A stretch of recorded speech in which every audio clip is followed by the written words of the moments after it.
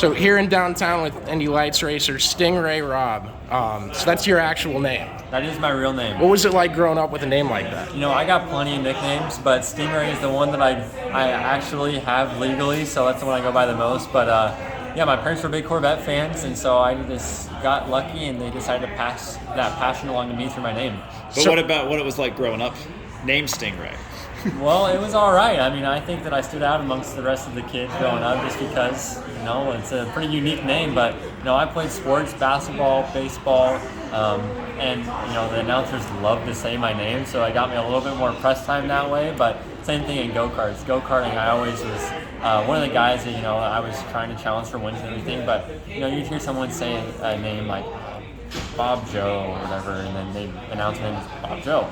And then when they say my name, I'm like, Sting Ray Robb. So it kind of rolls off the tongue a little bit. So it's kind of cool. People, you know, remember my name probably better than others. So it worked out well when I was younger. Now I'm a race car driver, so I'm doing what I'm supposed to be. Has there been a moment where you're like, man, the first question's always my name, this sucks, this is annoying? No, I mean, I'm just used to it. It's well Not yet, practiced right? now. I'm well practiced at answering, how did you get your name? Is that your real name? So if you actually go to my Instagram bio, in it I have a quote that says, it's my real name.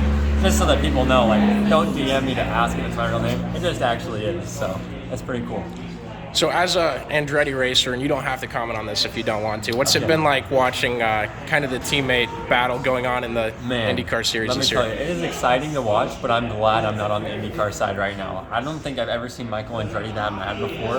That's what everyone keeps saying, like unequivocally the maddest he's ever been. Absolutely. And you know, Michael's a very passionate and emotional guy. Like, he loves racing, and so like you see that through the success of his team. But when things go wrong, you also see that side of him.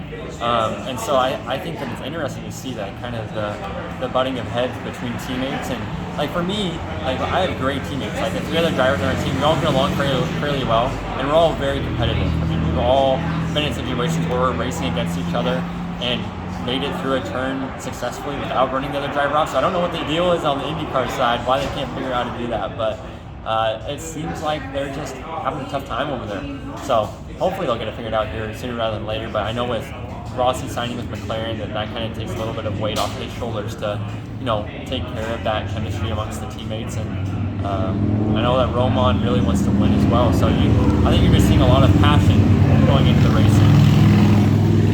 You guys have one race or two races? We have one race. Just one race, okay. Yep. And so as a guy that I'm sure is trying to come up through the ranks and be on the main series, what's that like, trying to prove yourself in that regard? Do you have a little more pressure, or you're more loose because you're not there yet, or how do you deal with that? It's funny. Like I won the Indy 3000 championship in 2020, and through that, I got a scholarship to step into IndyLights. And at that time, I was just excited to drive an IndyLights car because that was the next step. And now I feel more comfortable transitioning to an Indy car than I probably did from Indy 3000 into IndyLights.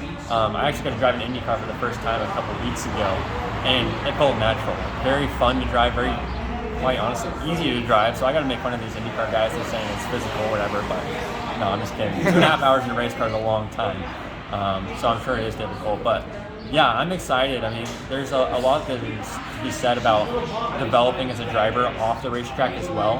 And so the Road to Indy does a good job of, you know, putting us in events on off days or on the engineering side of things, and being with Andretti is a big part of that because they have that IndyCar experience, so they know what's required there, and they're developing drivers in IndyLights to become that IndyCar driver. So I'm learning a lot, and I think IndyCar is right around the corner, and I'm excited and feel prepared to do that. What's the goal for you for the rest of the year? Is it a title?